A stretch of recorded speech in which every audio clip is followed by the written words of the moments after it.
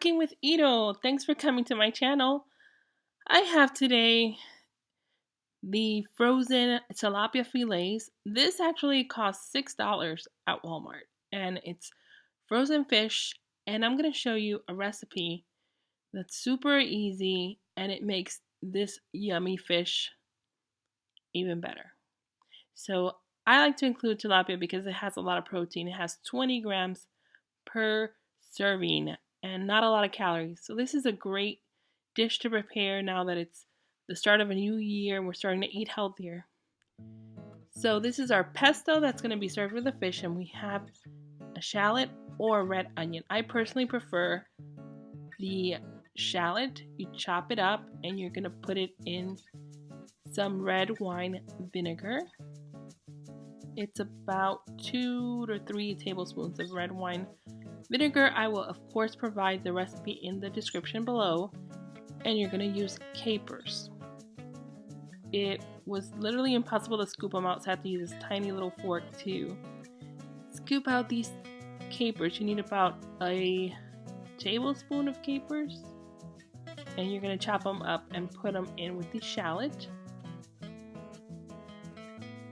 Capers are very interesting because a lot of people don't know what to do with them, and I didn't either, but it makes this dish quite special. It doesn't taste as bad as you would think. It tastes actually surprisingly very delicious. Now we're gonna add our spinach. The spinach was, I think, about 2 cups of spinach, and I wilted down into almost nothing. I just put it in a pan with a little bit of oil and salt and pepper, and I wilted down the spinach. And you're gonna add this to your bowl with the chopped shallots, vinegar, and the chopped capers. This is a close-up look of the mixture and what it's gonna look like. Now, the fun part, I get to add some chopped walnuts. You add the chopped walnuts, and then the cheese. And I like to use this one that's already been grated. It's not the fresh parmesan, but it actually tastes really good in this recipe. You can use fresh parmesan cheese if you wanted to as well. And the recipe calls for a tablespoon, but I added a little bit more. It's just to your liking. I like it to be a little bit on the cheesier, salty side.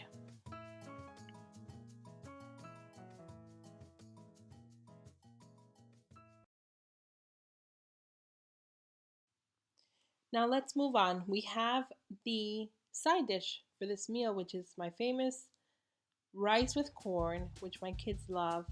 And I have another YouTube video that will show the process, but I was cooking this alongside the fish that day for our meal, and I have my daughter helping me. She's helping me pour in the rice and making her favorite dish. This is her favorite dish. My eldest daughter loves it. So I took a little detour from the fish to make the rice so it would be ready at around the same time. And we're going to taste our water and add a little bit of salt. You would add salt to your personal taste. And again, I have a video for this. I am going to include a link to that rice with corn video in the description below. My daughter is stirring the rice, which you don't have to stir it that much, but she's really excited about helping me. So it's been about 25 minutes later and the rice is done. So the rice is done and it's ready, and I'm just going to give it a little fluffing. That's what I call it, where I stir the rice, and then I will set it aside to go back to preparing our fish, which is the star of this meal. Now we come to our fish. The fish is now defrosted. I've defrosted it and I've put in some salt and pepper. And if you don't have to serve this to kids, I would suggest adding some crushed red pepper and it'll taste amazing. So there's our tilapia, and originally I was going to bake this in the oven, but the kids were really hungry. So that's why I was pouring the olive oil. I was pouring the olive oil because I was going to put it on a sheet pan. But they were hungry, so I grabbed this pan that I have, which I must say it's a love and hate relationship with the pan, because as you will see later on, it's really not a non-stick pan anymore. So I heated up the pan and I put the fillets in the pan. And do not do this at home, guys. You should just do one or two at a time. But I made the mistake of putting them all in this huge pan, thinking I'm gonna save time and get the dinner on the table, which happens. It's life. And as you will see in this channel, I will be keeping it real. So this is an actual meal that I'm having with my family, and mistakes that you make. And you will see later on what happens. The kids are hungry. They're looking at the fish, so I start serving them the rice so they can eat while this fish cooks. And it cooks fairly quickly this way. The oven does take longer, but it would have avoided this stickiness which is happening right now, where the tilapia is like sticking to the pan and it's just kind of breaking on me.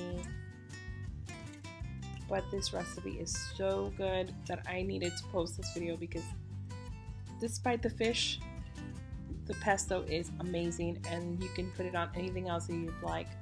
On the fish, it makes the fish taste amazing, and it's one of my favorite meals, and it's a healthy meal, which I do plan on cooking for my family in this new year. I plan on being a healthier family and eating delicious meals at home. So the fish is cooked, and here I'm going to top it off with the pesto. And this is so delicious. I want to be able to describe the taste for you guys. It's salty because of the cheese. It's vinegary because of the red wine vinegar. And you get the spinach, which is kind of a bland taste, but it's still green, and it's an alternative to the basil pesto that many of you know. I really hope you try this recipe and you enjoy it, and leave comments below.